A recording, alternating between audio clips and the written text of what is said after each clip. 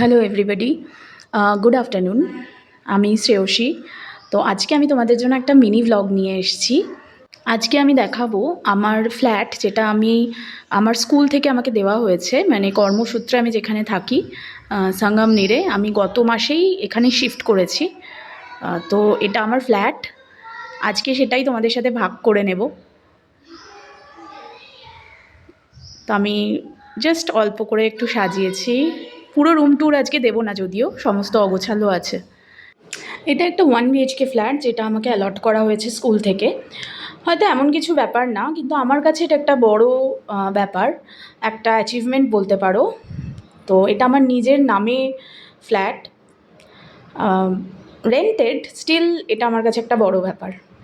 তো সেই জন্য ভাবলাম তোমাদের সাথে আজকে আমার এই আনন্দটা ভাগ করে নিই। এটা আমার আজকের লাঞ্চ। তো আজকে সানডে বলে একটু স্পেশাল।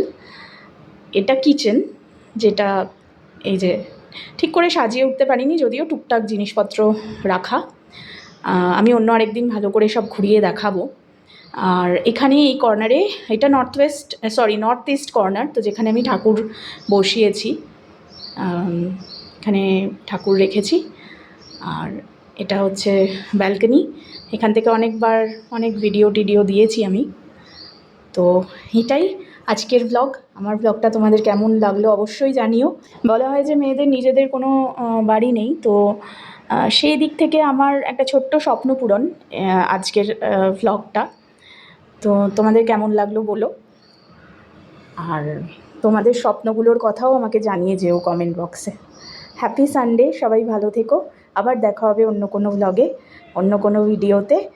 আর এইটুকুই থাক। Thank you for watching my blog.